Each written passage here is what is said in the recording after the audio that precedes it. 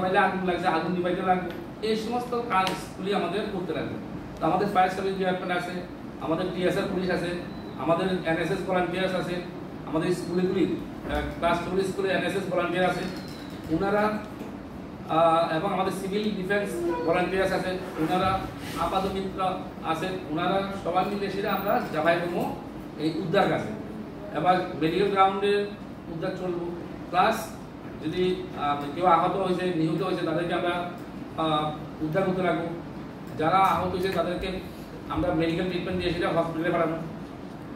রাস্তাতে telephone line নষ্ট হয়ে গেছে বা কারেন্টের খুঁটি ভেঙে গেছে, তাহলে আমাদের কারেন্ট ব্যবস্থা চালু করতে লাগবে, আবার কারেন্টের মেনটেন্স করতে লাগবো। রাস্তা ভেঙে গেছে, রাস্তার মধ্যে গাছ পড়ছে, যে ধরনের মানে সমস্যা বা হিন্ড্রেন্সেস, যে সমস্ত বাধা বিপত্তি আইব এগুলি আমরা কাটামো এবং আমাদের উদ্ধার সার্চ মানে কি, যে আমরা সার্চ করবো মানে কি, আমরা অনুসন্ধান করবো, তারপরে আমাদের রেস্কিউ করবো এবং রেস্টোরেশন। রেস্কিউ মানে যারা আহত নিহত হইব বা যারা বিপদে আছে তাদেরকে উদ্ধার করবো, আর যেগুলি ভেঙে গেছে নষ্ট হয়ে গেছে বা রাস্তার মধ্যে রাস্তা ব্লক হয়ে গেছে তাহলে আমরা এটা কি করবো, রেস্টোরেশন করবো। এই কাজটা 4:20 থেকে শুরু হইব। তো আমাদের একটা সিস্টেম আছে কি, আমরা যখন এইরকম একটা বিপদ আসে তখন আমাদের সাব ডিভিশনে যারা অফিসার আছি, আমাদের বিভিন্ন দপ্তর দায়িত্ব দেওয়া আছে, আমরা প্রত্যেকে এই কাজে অংশগ্রহণ করার জন্য আগে থেকে বলা আছে যে তোমরা সবাই একটা যে স্কুল মাঠটা আছে, এই যে স্কুল মাঠটা, এখানে সমস্ত দপ্তর তার জেসিবি গাড়ি মানে ফায়ার সার্ভিসের গাড়ি, তারপরে জেসিবি, অ্যাম্বুলেন্স, এই ধরনের গাড়ি ঘোড়া এবং যন্ত্রপাতি নিয়ে সবাই এখানে উপস্থিত হইব এবং মানুষ লাগবে কাজে। তো বিভিন্ন ভলান্টিয়ার্সরা বা সবাই এখানে থাকবে। এবার এখান থেকে ওই মনুতে সবাই 4:20 ওখানে মুভ করবো, গিয়ে সেটা ওখানে মনু বিল্ডিংয়ের মনুতে যে অ্যাটাক হয়েছে আরডি ব্লকের উপরে, সেখানে আহত নিহত কি হয়েছে না হয়েছে তাদেরকে রেস্কিউ করবো, করে সেটা হসপিটালে ভর্তি রাখবো, প্রাথমিকভাবে তাদেরকে চিকিৎসা করা হইব এবং রেস্টোরেশন নিয়ে কি যা যা নষ্ট হয়েছে এগুলি রেস্টোরেশন করবো। আগুন জ্বলবো, আগুন জ্বললে পরে এখানে ফায়ার সার্ভিস তারা নিভাই। ঠিক এইটা এভাবে আমাদের কার্যক্রমটা চলবে। কিন্তু হঠাৎ করে সেটা আবার দেখা দেবো যে শত্রুরা আবার আইছে, এবার আইছে কখন, সন্ধ্যাবেলা আইছে। ঠিক আছে, টাইমটা তো 5:30 মনে হয়, 5:30 তো 5:30 তারা আবার এয়ার অ্যাটাক করবো। তো সন্ধ্যা গেছে না, সন্ধ্যা হয়েছে বলতো, তো সন্ধ্যা হলে পরে তখন আরেকটা সাইরেন বাজবে, আবার সাইরেন বাজবো যে আবার অ্যাটাক গেছে। তো যখন সাইরেন বাজবো সঙ্গে সঙ্গে আমাদের বাড়িঘরের লাইট সুইচ আমরা সবাই অফ করে দেবো। তাহলে কি অন্ধকার হয়ে যাবো না? তো অন্ধকার করার অর্থ যেরকম ব্ল্যাক আউট। ঠিক আছে, তো ব্ল্যাক আউট হয়ে যাবো, মানে অন্ধকার হয়ে যাবো। অন্ধকার হলে তারা আমাদেরকে কোন জায়গাতে কি আছে তারা বুঝতো না, তাদেরকে অন্ধকারে তারা দেখতে অসুবিধা হতো, তাহলে আমাদের উপর অ্যাটাক তারা ঠিকভাবে করতে গিয়া তাদের সমস্যা হইব।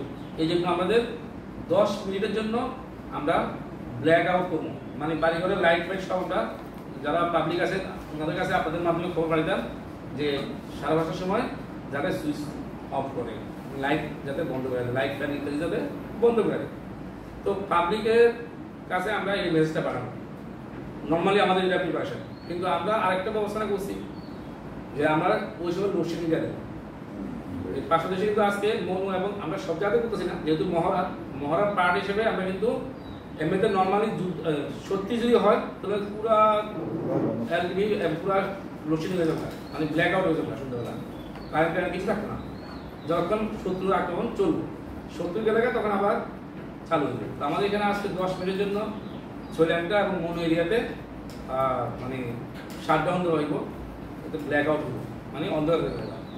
10 মিনিট পরে আবার এটা তুলে দেবে, তুলে দিলে পরে আবার সাইরেন বাজবো যে শত্রু গেছে 10 মিনিট পরে আবার সাইরেন বাজবো, তো 4বার বাজবো কিন্তু সাইরেন, বিকালবেলা 2বার, সন্ধ্যাবেলা 2বার।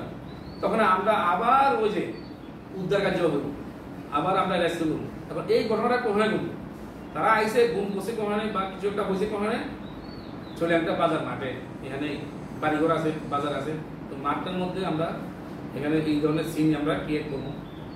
তাহলে আমাদের অ্যাটলিস্ট আশেপাশে যারা বাড়িঘর আছে তারা একটু আমরা খবর দিতে লাগে যে আপনারা সন্ধ্যাবেলা এই অভিনয়টা একটু অভিনয় করতে পারি।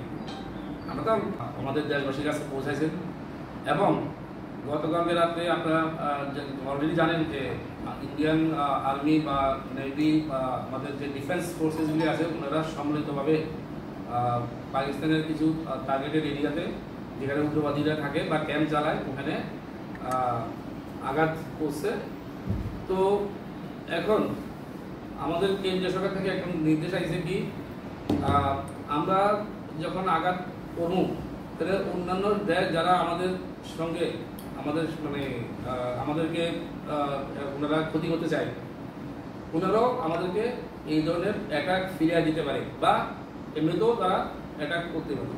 যদি অ্যাটাক করে তাহলে আমাদের যে রেস্কিউ অপারেশন মানে উদ্ধার কার্য বা আমাদের যে কীভাবে ত্রাণ কার্য উদ্ধার কার্য বা আমাদের কীভাবে আমাদের এই আপৎকালীন পরিস্থিতি আমরা মোকাবেলা করব তার জন্য আমাদের সমাজের যারা সিভিল ডিফেন্স ভলান্টিয়ার্স আছে এবং আমাদের এনএসএস ভলান্টিয়ার্স বা এনসিসি যারা ক্যাডেট আছেন অথবা আমাদের কমিউনিটি মেম্বার যারা আছেন ওনারা কি করবেন কি করবেন এই নিয়ে সেটা একটা মহড়া হইব এবং এতে সবার অংশগ্রহণ আমরা চাই এবং সবাই যাতে জিনিসটা জানতে পারে যে ঘটনাটা কি হইতেছে, দেশের মধ্যে কি হইতেছে, পৃথিবীর মধ্যে কি হইতেছে।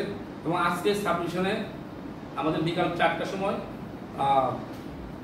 মহড়া স্টার্ট হইব।